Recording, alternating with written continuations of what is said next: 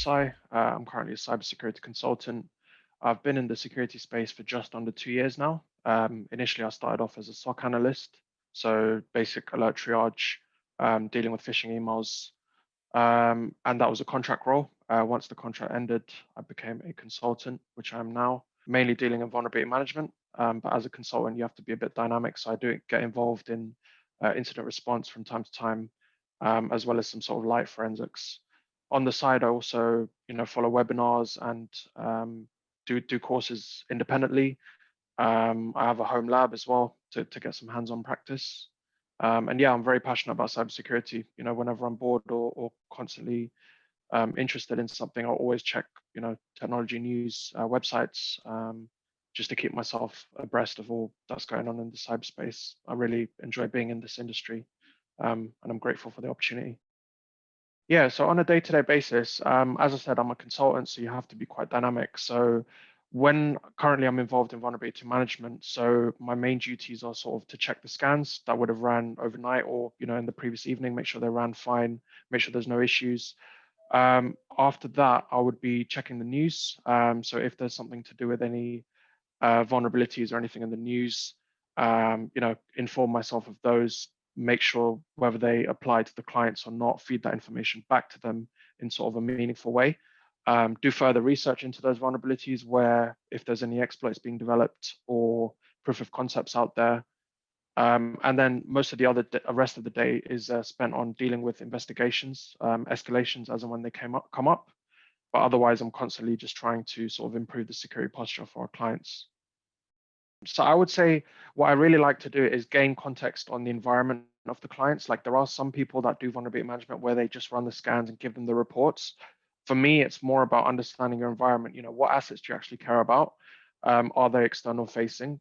Just giving that level of prioritization to when you raise a vulnerability, so you actually know what your exposure is. Like, yes, you can know your CVSS score, and yes, you can know if there's an exploit available, but it's not without knowing the environment that you'd know if you've got other mitigations in place, whereby that effectively reduces the risk of that vulnerability.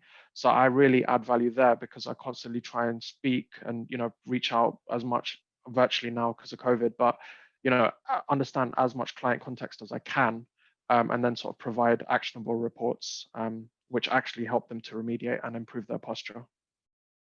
Yeah, so cyber, again, every day is a school day, as they say. What I really enjoy is finding new ways to do the same thing. So a very basic example is Microsoft Excel. Now, you may not think Microsoft Excel has like a big role in cybersecurity, but a lot of these tools that will give you logs or data, you can export them in CSV format. And what's good with Excel is there's a lot of formulas. And before I knew about these formulas, I used to do things manually. So from a simple thing like saying how many criticals have we got, I would sort of either count the rows or highlight the rows, and then Excel tells you the count at the bottom.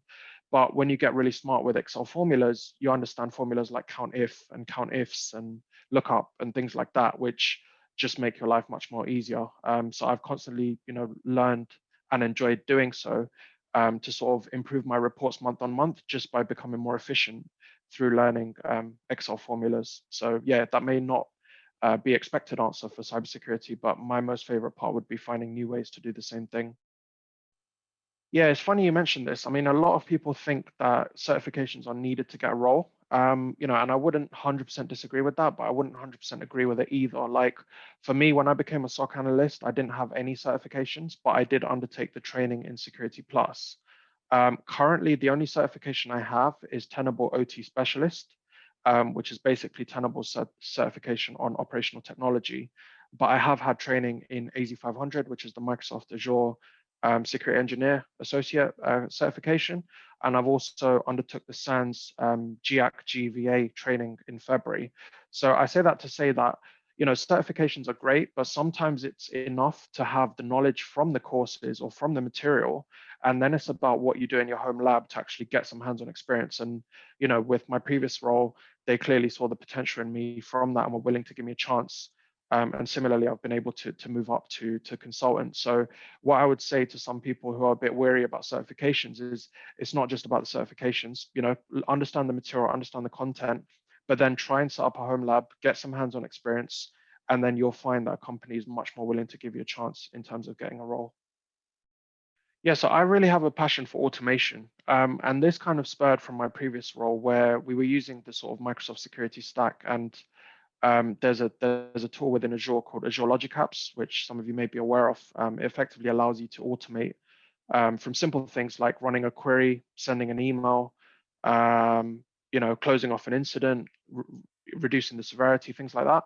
And I really got interested in that because one of the things that I got involved with in my previous role was basically doing a Azure Logic app, which would not only identify when someone adds their home IP to a particular server, like a SQL server in Azure, but you could also then dynamically send a context-rich sort of email. So what would happen is they would try to connect to the server from home. They would need to add their IP to the firewall, which is obviously a security risk.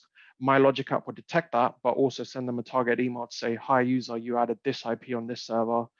Please be advised this is against company policy," so on and so forth. So my next achievement, or the thing that I'm really looking to do, is to build on those automation aspects because I have a clear passion for it, and I'm constantly trying to do more of that through my home lab, through things like Postman, and just playing around with APIs like VirusTotal API, for example. Yeah, it's an interesting one. I would say it's an aspect of cybersecurity you may not think you'd be doing, but unfortunately it is there. And the aspect is chasing people. Now you can imagine with vulnerability management, you raise things to a client, then it's on them to kind of fix it. But your work wouldn't see much value until they actually fix it. So what you end up doing is chasing them to say, "Have you fixed it yet? Have you fixed it yet?" And so on and so forth. That can be quite mundane. And the other thing that I sort of least enjoy, I suppose, is compliance pieces, getting bogged down in the are we auditing this, is it, because most of those are tick box exercise, and I don't really feel like it's technically needed for what I'm doing, but I get why it's there. It's kind of one of those things, for lack of a better word, it is a tick box. But yeah, chasing people and compliance pieces are what I least enjoy. Yeah, so this is actually my favorite question because for the last two roles, I've been heavily using the Microsoft security stack. I really believe in Microsoft's vision for becoming one of the leading cybersecurity companies. When you think back to like 10 years ago, and if someone said to you, Microsoft could compete with the likes of Kaspersky, you'd think that they were joking. Like now, Microsoft are really coming into their own. So I mainly use the Microsoft security stack. So for SIEMs, that's Azure Sentinel, but they also have Defender for Endpoint, Defender for Identity, Defender for Office 365, as well as Microsoft Cloud App Security and Azure Defender. So all of those holistically kind of cover different aspects in terms of assets, whether they be in the cloud, whether they be emails, whether they be user identities, whether they be domain controllers. So that's the Microsoft security stack. Other than that, I use Tenable.io just to sort of complement the vulnerability management piece. But in my previous role, I did use Carbon Black Response, which is another EDR tool. And also in this role, I'm using Azure DevOps for tracking my work, as well as sort of documenting processes for the teams to follow. Yeah, so with vulnerability management, you need to really know what a CV is, what a CVSS score sort of means. You need to have a basic understanding of networking. For example, there's a lot of vulnerabilities to do with DNS or HTTP protocols. You need to know that. You need to know OSs, Windows 2008 versus Server 2012, things like that. So that would be the foundation. In terms of soft skills, I would say communication is key because as I mentioned earlier, vulnerability management is about you raising the risk to the client in such a way that they actually go and fix it. And yes, as I said before, there will be an element of chasing, but it should be through your words that they, for lack of a better word, you do a great point of representing that case, that they actually see the risk and actually remediate it, rather than someone just saying, "Oh, here's a CVSS 10" without any context. And the other thing I would say is be punctual, be relevant as well, would be a soft skill. So what I mean by that is constantly checking the news. If there's a new exploit for a Windows vulnerability that could potentially be the next WannaCry, you'd want to stay on top of that, research it as much as you can, raise it to a client in a meaningful way, and work with them to sort of remediate it. So communication, punctual, and relevant would be the soft skills there. Yeah, so I'll touch on the Logic app that I mentioned. In my previous role, I was really proud of the fact that I was proactively helping that client mitigate that risk, but also like I said, it spurred my passion for automation. So I would say it's a proud achievement, not only for what I did for the client, but it's a proud achievement for myself because it kind of unlocked a new avenue for me to explore, which is automation. But in this current role, the what I would say I'm most proud of is being instrumental for vulnerability remediation for proxy logon and zero logon. So for those of you that may remember, proxy logon were a series of 4 vulnerabilities in March that Microsoft released related to Exchange.